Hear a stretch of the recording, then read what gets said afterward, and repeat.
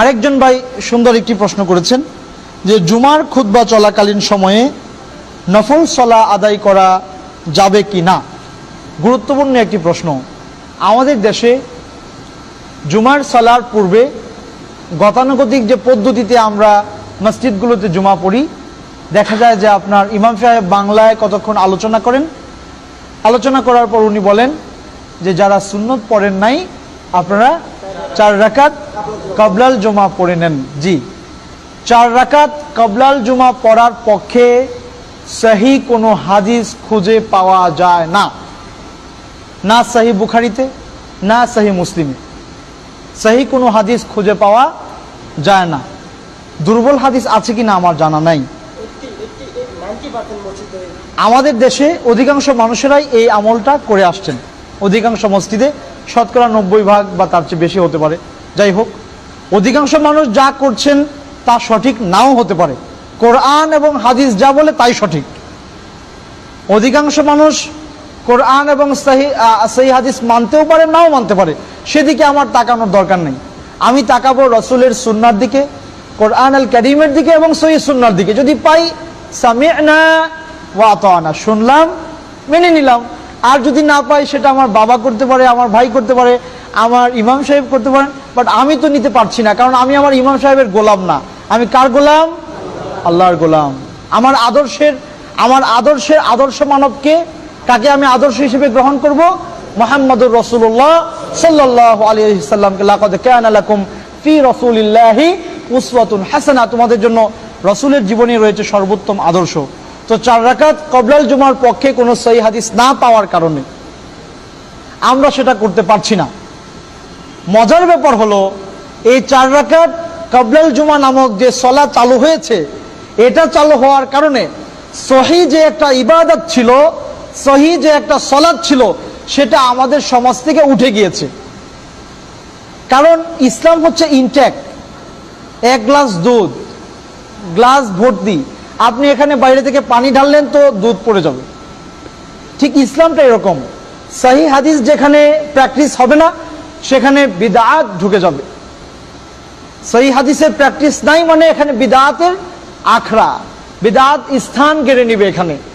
অথচ সহিহ মুসলিম যদি আপনি পড়েন, কিতাবুল জুমা, জুমার অধ্যায়ে হাদিসগুলো আপনি পাবেন যে রাসূল সাল্লাল্লাহু আলাইহি সাল্লামের স্পষ্ট হাদিস, ইযা দাখালা আহাদুকুমুল মসজিদা ওয়াল ইমামু ইয়াখতুব, তোমাদের কেউ যখন জুমার দিন মসজিদে প্রবেশ করবে আর ইমাম সাহেব দাঁড়িয়ে খুতবা দিচ্ছেন, ফাল ইউসাল্লি রাকাতাইন, সেজন্য 2 রাকাত নামাজ পড়ে।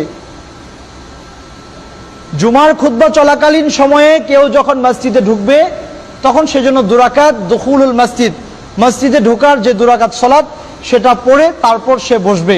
জুমার ফরজ সালাতের আগে সহিহ হাদিসে এই 2 রাকাত নফল নামাজের কথা পাওয়া যায়, আর কোনো সালাতের কথা আমরা খুঁজে পাই না। পরিষ্কার? জি। এবং আল্লাহ রাসূল সাল্লাল্লাহু আলাইহি সাল্লাম একদিন খুতবা দিচ্ছেন, এমন সময় একজন ব্যক্তি মসজিদে প্রবেশ করলেন, একজন সাহাবী। তখন আল্লাহ রাসূল জিজ্ঞেস করলেন, আসল্লাইত, তুমি কি সালাত পড়েছো? সে বলল যে না, আমি তো সালাত পড়ি নাই। তখন আল্লাহ রাসূল বললেন, কুম ওয়ারকা রাকাতাইন, তুমি দাঁড়াও আর 2 রাকাত সালাত পড়ে নাও। তাহলে রাসূল সাল্লাল্লাহু আলাইহি সাল্লামের জীবন যদি আপনি আদর্শ হিসেবে গ্রহণ করে নেন, সেটা শুধুমাত্র আপনার জিকির করার ক্ষেত্রে, সেটা শুধুমাত্র আপনার 5 ওয়াক্ত সালাত আদায় করার ক্ষেত্রেই, সেটা শুধুমাত্র লাউ খাওয়া সুন্নত সেক্ষেত্রে, মধু খাওয়া সুন্নত এক্ষেত্রে, আপনি এই সুন্নতটাকে কেন গ্রহণ করছেন না? আল্লাহ রাসূল এত গুরুত্ব দিয়ে বললেন যে কুম, মসজিদের হক আদায় করে বসো। মসজিদে ঢুকলে 2 রাকাত সালাত আদায় করতেই হবে, তারপর আপনাকে বসতে হবে, এর আগে আপনি বসতে পারবেন না, এটা মসজিদের হক।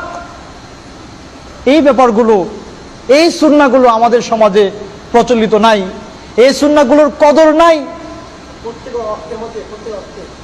যখনই আপনি এবং আমি মসজিদে প্রবেশ করব, ইজা দাখালা আহাদুকুমুল মসজিদা, যখন তোমাদের কেউ মসজিদে প্রবেশ করবে, ফালা ইয়াজলিসান্না ক্বাবলা আইয়ারকা রাকাতাইন, সেজন্য 2 রাকাত না পড়ে সে বসতেই পারবে না, 2 রাকাত পড়ে তারপর বসতে হবে। 2 রাকাত সালাত আদায় করে আপনি যখনই ঢোকেন মসজিদে, তখনই 2 রাকাত আদায় করে তারপর আমরা ইনশাল্লাহ বসবো। ওমা তৌফিক ইল্লা বিল্লাহ। আল্লাহ সুবহানাহু ওয়া তাআলা আমাদেরকে তার রাসূলের মাধ্যমে এভাবেই শিখিয়েছেন। তো রাসূলের হাদিসে আমরা যা পাবো তাই পালন করার চেষ্টা করব।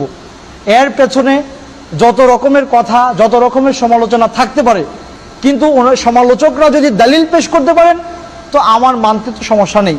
কিন্তু সমালোচকদের যদি দলিল হয় মুরব্বীদের কথা, সমালোচকদের দলিল যদি হয় ওলামাদের কথা, সেটা তো আমি মানতে পারি না। কারণ আমি হচ্ছি মুসলিম, আমি আত্মসমর্পণকারী আল্লাহর কোরআনের কাছে এবং কোরআনের ব্যাখ্যা রাসূলের হাদিসের কাছে। এর বাহিরে আমি যেতে পারবো না, আমি বাউন্ডারি ক্রস করতে পারবো না। কারণ আমি যদি এখন দুনিয়া থেকে চলে যাই, আমি আমার মালিকের কাছে যাব। আমি যদি বাউন্ডারি এখানে কোনো মানুষের কারণে ক্রস করে থাকি, সে তো আমাকে চালানোর উপকার করতে পারবে না। সো কেন আমি তাকে অনুসরণ করব? ওমালিয়া, আমার কি হলো, লা আ'বুদুল্লাযী ফাতারানী ওয়া ইলাইহি তুরজাউন। সূরা ইয়াসিনে আল্লাহ চমৎকার রূপে বলেছেন যে আমার কি হলো।